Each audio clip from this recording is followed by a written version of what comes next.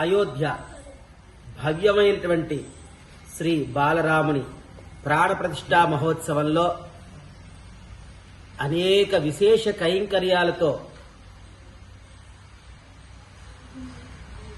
సేవా తత్పరతతో ఆకాంక్షతో అనేకమైన భక్తులు పాల్గొనున్నారు. అదేవిధంగా అందులో కొందరైనటువంటి వారిలో ప్రముఖ చలనచిత్ర నటులైనటువంటి ఉప్పలపాటి ప్రభాస్ గారు 50 కోట్లు సమర్పించుకునేటువంటి అవకాశం ఆ రాజా రామచంద్రుడు ఆయనకి ఇచ్చారట. చాలా సంతోషం. వారికి ఆ రామచంద్రమూర్తి కృప అనేక విధాలుగా కలిగి ధర్మ మార్గంలో సత్యవాక్ పరిపాలనలో చెప్పారుగా ఇందాక మా యొక్క పినతండ్రి గారైనటువంటి సౌమిత్రి లక్ష్మణాచార్యులు గారు చెప్పినట్టుగా ఎవరు ఏ కైంకర్యం చేసినా మనం కోవెల్లో చెబుతుంటాం, అష్టైశ్వర్య సిద్ధి ఆయురారోగ్య వృద్ధి కలిగి హాయిగా ఉండండి రా అని ఆశీర్వచనాల్లో చెబుతూ ఉంటాం. ఇందాక కూడా శతం జీవ శరదో వర్ధమాన యశ్చపి నిగమో భవతి శతమితి శతం దీర్ఘమాయు అని చెప్పారు. ఎలా అంటే కాకిలా కలకాలం బతికేదానికంటే హంసల 6 నెలలు బతికితే చాలన్నట్టుగా ఏదో రకంగా జంతువుల్లా బతికే బదులు మనుష్యుల్లా బతకండిరా అని చెప్పినట్టు, మనుషులుగా బతకండి, మనీషిలా బతకాలని చెప్పినట్టు స్వామివారు చెప్పినట్టుగా అలాంటి జీవనం ఆ ప్రభాస్ గారికి మరియు అలాంటి విశేష కైంకర్యాలు చేసుకున్న వారికి స్వామి ముందే ఇచ్చేశారు. ఎందుకంటే స్వామివారికి పూర్వభాషిణే నమః అని పేరు ఒకటి ఉన్నది. అంటే మనం అడగక్కర్లేదు స్వామిని, చక్రవర్తికి తెలుసు ఎవరికి ఏమి ఇవ్వాలో, ఎవరి దగ్గర ఏం తీసుకోవాలో. అది మంగళాశాసనమే. వారికి వచ్చిన సువర్ణావకాశాన్ని వారు ఉపయోగించుకున్నారు. అలాంటి వ్యక్తులకు మరియు ఉప్పలపాటి ఆ ప్రభాస్ గారికి అలాంటి కైంకర్యాలు, విశేష కైంకర్యాలు, రామానుగ్రహం వల్ల చేసుకున్నటువంటి కైంకర్యాపరులకి రామచంద్రమూర్తి అనుగ్రహము అనేక విధంగా కలగాలని, ఉజ్జీవన మార్గంలో వారు సుఖంగా జీవించాలని అనేక మంగళాశాసనములు. అదేవిధంగా అతి ముఖ్యమైనటువంటి విషయాన్ని రామచంద్రమూర్తి విషయంలో మేము చెప్పవలసిన అవసరం ఉన్నది. సహజంగా రామాలయాలకు ఎక్కడా కూడా వైభవం అంటూ ఉండదు ప్రత్యేకంగా. ఎందుకు? శ్రీనివాసస్వామికి తిరుమల ప్రత్యక్షదైనటువంటి శ్రీవారికి మాత్రం విశేష భోగాలు జరుగుతుంటాయి. అది చిన్న కోవెలైనా కూడా, ఎంత పెద్ద కోవెలైనా కూడా రామచంద్రమూర్తికి వైభవాలు తక్కువగా ఉంటాయి. కారణం ఏమిటంటే ఈయన భోళాభోళి మనిషి, ఇవ్వడమే తప్ప తీసుకోవడం తెలియనటువంటి మనిషి ఈయన. రాజా రామచంద్రమూర్తి కదా, మనకి ఇవ్వడం కోసమే వచ్చారు. ఇవ్వడం అనగానే మీరందరూ ధనం మీదకో ఇంకో సౌఖ్యాల మీదకో పోకండి. ఎటువంటిది? ధర్మము, సన్మార్గము, సజ్జీవనము వీటిలో మనందరికీ ప్రసాదించి ఆత్మానందంతో జీవించడానికి మాత్రమే స్వామి కృప చేస్తాడు. ఇందాక చెప్పిన రామరాజ్యము అంటే సర్వమానవ సౌభ్రాతృత్వము కలిగి అందరూ కూడా చెప్పానుగా, సమస్త ప్రజలు కూడా మనవాళ్లే. గుర్తుపెట్టుకోండి, ఈ జీవకోటి అంతా కూడా ఒకటే. మతాలు వేరుండొచ్చు, వారు ఆచరించేటువంటి పద్ధతులు వేరుండవచ్చు, కానీ రామయ్య తండ్రి దృష్టిలో మాత్రము సకల చరాచర సృష్టి అంతా కూడా ఒక్కటే. అందరూ వారి బిడ్డలే. వారు చక్రవర్తి, మనందరం కూడా ప్రజలము.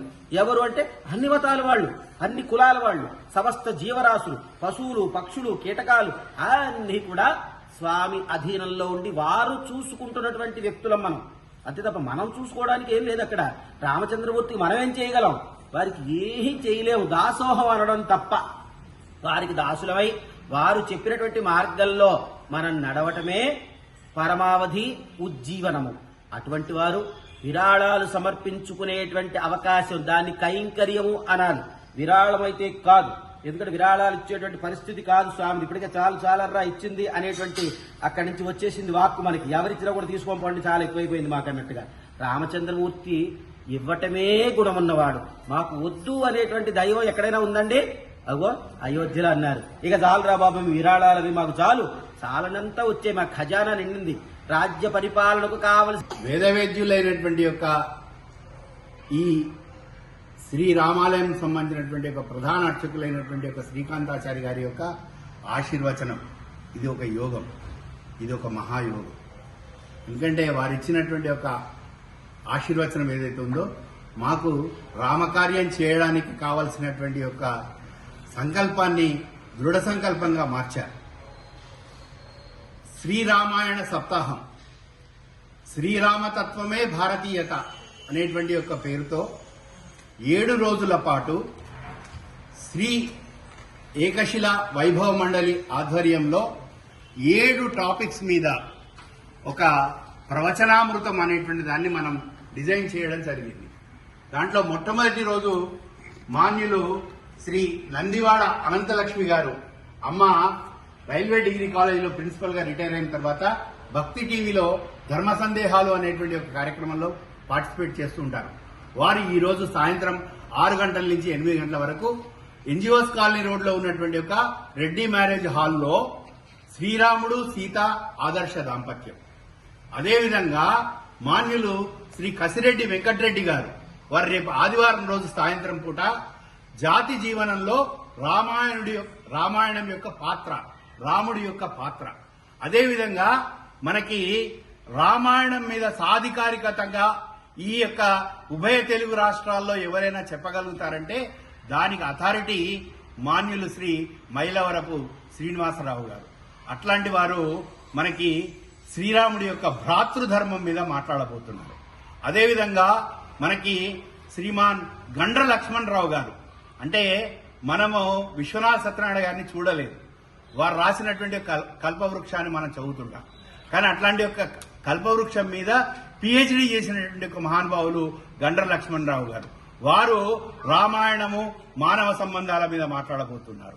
అదేవిధంగా మనకి మావుడూరి శ్రీమన్నారాయణమూర్తి గారు, మల్లాప్రగడ శ్రీమన్నారాయణమూర్తి గారు, వారు స్వయంగా కర్నూలు నుంచి వేంచేస్తున్నారు. వారు కూడా చక్కటి మనకి ఒక సందేశం ఇవ్వబోతున్నారు. అదేవిధంగా అన్నదానం సుబ్రహ్మణ్యం గారు మైత్రి సంబంధం మీద, మావుడూరి సూర్యనారాయణమూర్తి గారు రాముడు నడిచినటువంటి యొక్క రామ పాదం ఏదైతే ఉందో దాని గురించి మాట్లాడబోతున్నారు.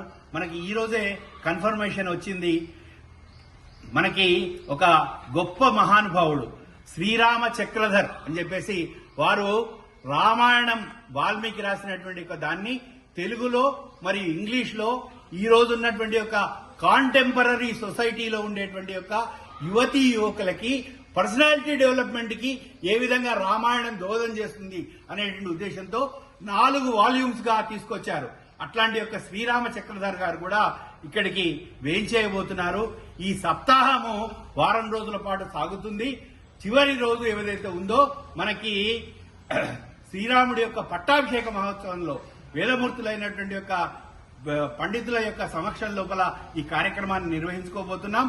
మనము ఈ యొక్క దీనిని ముఖ్యంగా జనవరి 22వ తారీఖు నాడు అయోధ్యలో బాలరాముడి యొక్క విగ్రహ ప్రతిష్టాపన సందర్భంగా రాముడి యొక్క విగ్రహంతో పాటుగా రాముడి యొక్క చెప్పినటువంటి యొక్క మానవ ధర్మాలు ఏవైతే ఉన్నాయో మన యొక్క హృదయాల లోపలికి చేరుకోవాలనే ఉద్దేశంతో ముఖ్యంగా యువతని ఉద్దేశించి ఈ యొక్క రామాయణం యొక్క రెలవెన్స్ కాంటెంపరీ సొసైటీ విషయాలలో మనకి చక్కనైనటువంటి ఒక అద్భుతమైనటువంటి ఒక సందేశాలు ఇవ్వబోతున్నారు.